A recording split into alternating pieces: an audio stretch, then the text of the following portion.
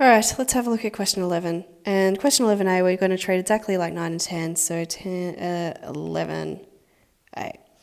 So, if we've got f of x is x squared plus y take 5 squared equals 49, then f of minus x is minus x squared plus y take 5 squared equals 49, which comes out the same as x squared plus y take 5 squared equals 49. Now, we didn't actually know this was f of x. I kind of cheated there. But you can see that we got exactly the same. Therefore, it's even. 11b. Well,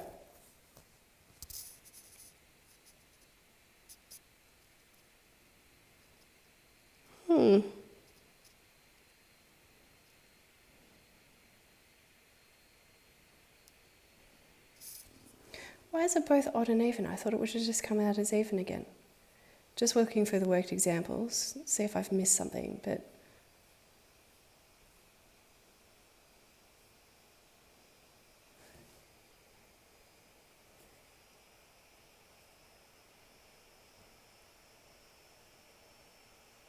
I mean,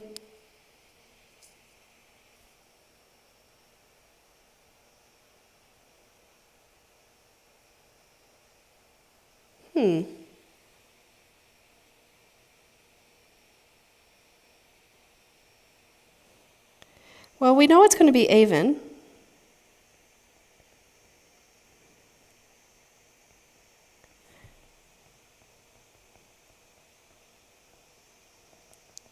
Now, let's look at its oddness. You know how normally we go f of minus x equals minus f of x? Well, this is the same as y equals minus y. Like, if we sub in minus y instead, will we get the same? Let's have a go. X squared plus minus y squared equals 49. So x squared plus y squared equals 49. Therefore, odd. So for odd, you do the same thing but with y. Let's have a look at 13.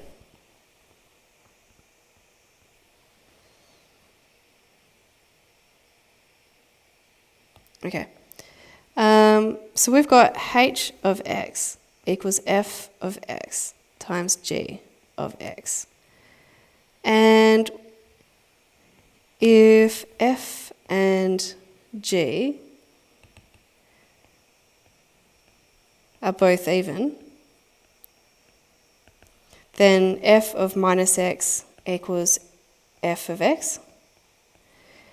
G of minus x equals g of x.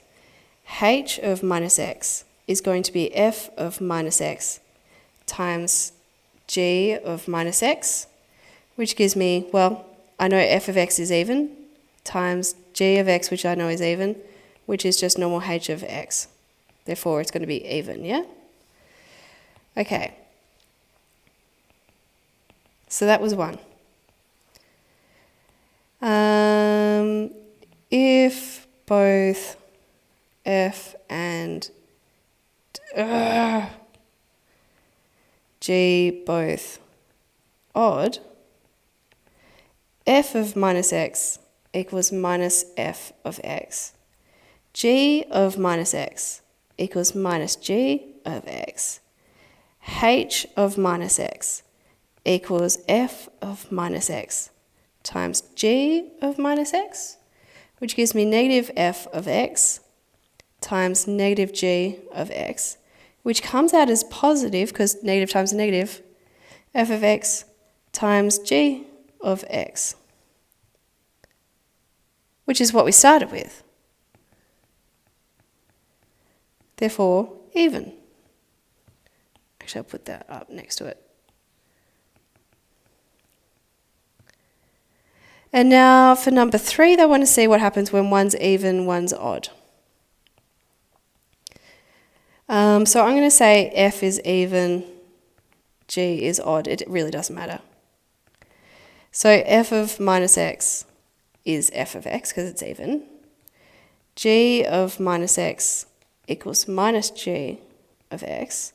So h of minus x is f of minus x times g of minus x, which means, we're going to get f of x, because it's even, times negative g of x, because it's odd, which is going to give me negative f of x times g of x, which is negative h of x. So therefore it's odd. That was cool. I like that. Now let's look at 13b, which hopefully will be easy for me to find. 13b.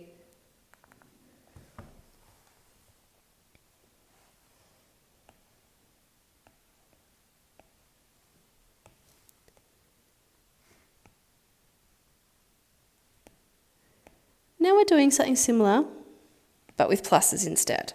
So h of x is f of x plus g of x. And for I, they're saying f and g are both even. I'm going to steal this one.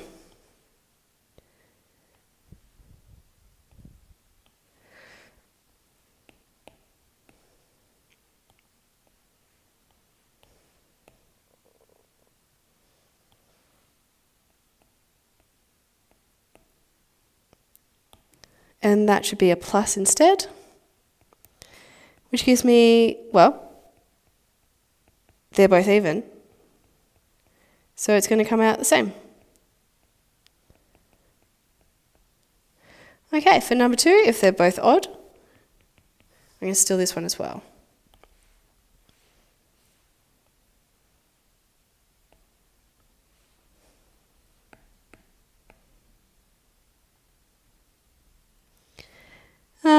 Okay, I'm going to get rid of this times and these. Okay, so if f is odd and g is odd, then f of x, f of minus x plus g of minus x is minus f of x plus minus g of x, which means I could take the minus out the front and I just have minus f of x plus g of x, which is negative h of x.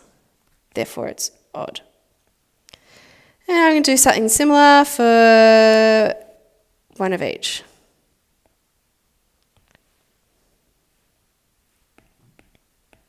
I have no idea what this one's going to come to. With the others, I had a good idea.